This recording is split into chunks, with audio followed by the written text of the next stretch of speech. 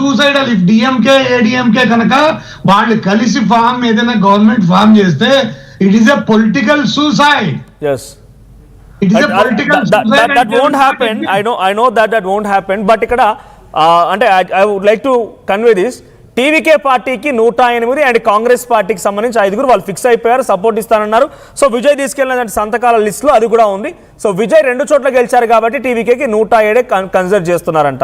+5 ఇక్కడ మొత్తం కలిపితే 113, 113తో పాటు 112 ఇటు వీసీకే కూడా సపోర్ట్ ఇస్తా అనౌన్స్ చేసింది. 1 more 2 114 కేవలం 4 అడుగుల దూరం మాత్రమే ఉన్నారు ఆయన మ్యాజిక్ ఫిగర్ రీచ్ అవడానికి. దట్టు అది మైనార్టీ గవర్నమెంట్. శాస్త్రి గారు చెప్తున్నట్టుగా ఫుల్ మెజారిటీ రాలేదు కాబట్టి ఇట్స్ మైనార్టీ గవర్నమెంట్, అది కన్సిడర్ చేయాల్సిందే. ఈ 4 సీట్స్ కోసమే నిజంగా టీవీకే విజయ్ని లిటరలీ ఒక ఫుట్బాల్ ఆట ఆడేసుకుంటున్నాయి రాజకీయ పార్టీలన్నీ కూడా.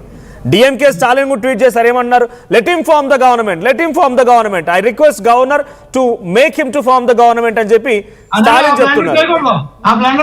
అంటే ఏంటి అంటే ట్రాప్ లో పడకూడదు. అప్పుడు ఏం చెప్పాలంటే గవర్నర్ కి, sir I requested for the formation of the government and you thought I don't have a numbers, better you exercise your powers and get numbers and form the government అని blunt గా చెప్పేయాలి Vijay. Blunt గా విజయ్ చెప్పేస్తే governor tight spot లోకి వెళ్ళిపోతాడు. ఎందుకంటే AIADMK DMK కలిసి form చేయలేరు, అలాగని ఈయన అడగలేడు.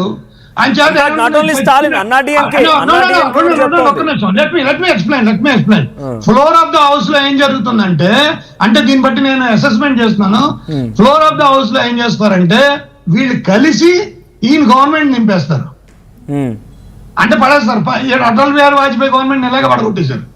So with my experience I'm telling, you should not take the CM post now first time.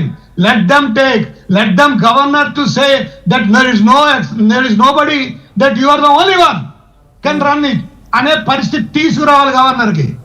అది కరెక్ట్ స్ట్రాటజీ. వీళ్ళకి స్ట్రాటజీ తెలీదు.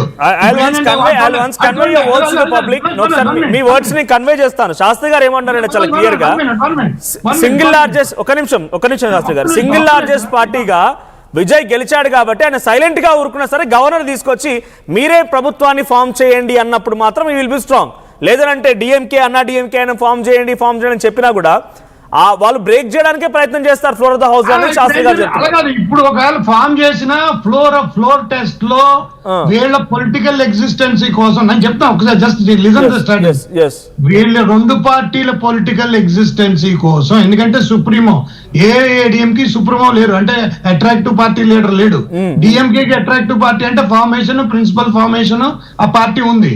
సో వీళ్ళిద్దరు కలిసి ఏం చేస్తారంటే చాలా స్మార్ట్ గా వీళ్ళు ఫ్లోర్ టెస్ట్ లో అతన్ని డిఫీట్ చేయించేసి వీళ్ళకి కావాల్సిన గవర్నమెంట్ పెట్టుకుని ఈ 4 ఏళ్ల 2 ఏళ్ల నడిపించేస్తారు. అది చేయకుండా ఎట్టి పరిస్థితుల్లో I suggest, I sincere advice to Vijay not to accept the request to form the government right now. Let the governor చేతులు ఎత్తేసి నా వల్ల అవదో ఇక్కడ గవర్నమెంట్ ఫామ్ అవ్వట్లేదు అనే పరిస్థితికి తీసుకురండి. అప్పుడు supreme court will guide the governor, look you ask the Vijay to form the government. అది కరెక్ట్. ఇప్పుడు ఈ పరిస్థితి తీసుకొచ్చుకున్నాడు కాబట్టి ఈ పరిస్థితిలో ఇలాగే వెళ్ళాలి. గోపాల్ శర్మ గారు, నేను శాస్త్రి గారు చెప్పింది పూర్తిగా ఏకీభవిస్తాను. ఇందులో ఇంకొక ఎడిషన్ చెప్తాను. ఏంటంటే ఇక్కడ విజయ్కి పాపం ఎవరు థింక్ ట్యాంకర్స్ లేరు, అడ్వైజర్స్ లేరు. తొందరపడి ఒక కోయిల ముందే కూర్చున్నట్టు కాంగ్రెస్ వాళ్ళు వాళ్ళ గేమ్ వాళ్ళు ఆడి 5 మేము మద్దతు తెలుపుతున్నామని చెప్పి వాళ్ళు ఒక బ్లండర్ మిస్టేక్ చేశారు. అట్లా కాకుండా వాళ్ళ అడ్వైస్ తీసుకోకుండా డైరెక్ట్ గా ఫ్లోర్ ఆఫ్ ద హౌస్ నేను ప్రూవ్ చేస్తాను. He need not prove the numbers before the governor అండి. అసలు సింగిల్ లార్జెస్ట్ పార్టీని పిలవాలి కదా గవర్నర్. వీళ్ళకేమైంది, కాంగ్రెస్ వాడు సపోర్ట్ ఇవ్వగానే మిగతా వాళ్ళు వస్తారని అనుకుని ఈయన తొందరపడి పోయి కలిసినట్టున్నాడు గవర్నర్ ని. శాస్త్రి గారు చెప్పినట్టు either we can go to supreme court or keep quiet, ఊరికే కూర్చోండి. అప్పుడు 10-15 డేస్ లోపల మళ్ళీ గవర్నర్ షుడ్ యాక్ట్ కదా. ఏదో ఒక అయితే ప్రెసిడెంట్ పెట్టాలి టెంపరీగా 10 రోజులు 15 రోజులు అడగచ్చు ఎవరినన్నా, లేదా ఆయన సుప్రీం కోర్టుకి వెళ్ళి ఒక ఆర్డర్ తెచ్చుకోవచ్చు, ఏదైనా జరగచ్చు. బట్ మనోజ్. ఎక్కువ రోజులు అసెంబ్లీ లేకుండా అనేది కాన్స్టిట్యూషనల్ క్రైసిస్ కిందకి వస్తుంది. మనోజ్, శాస్త్రి గారు అది stipulated term of A assembly is getting over and the Stalin can't be care taker chief minister for long. It is over. Stipulated term అయిపోయే లోపల ఇది ఆయన ప్రోటమ్ స్పీకర్ ని అపాయింట్ చేయాలి. ఆ ప్రోటమ్ స్పీకర్ చేసి వీళ్ళందరినీ assembly members irrespective of the government formation assembly members అందరికీ స్వేరింగ్ సెరమనీ జరిపించాలి. It is the constitutional duty and application of the governor. So it is the constitutional. అందుకే నేను అన్నాను, ఇదేంటంటే వీళ్ళకి మొత్తం థియరీ తెలియదు పాపం, వీళ్ళకి ప్రాక్టికల్ అప్రోచ్ తెలియదు. అందువలన వీళ్ళు కంగారు పడుతున్నారు. వీళ్ళు కంగారు పడక్కర్లేదు. ఈయన 100 సీఎం అవడం అనేది గన్ షాట్ అవుతుంది, 100% అవుతుంది. అదేంటంటే వీళ్ళకి ఆ political policy and the principal practice of the governance ఈ రెండింటి మధ్య తెలుసున్న వాళ్ళు అంతగా అతనితో ఉన్నారని నేను అనుకోను.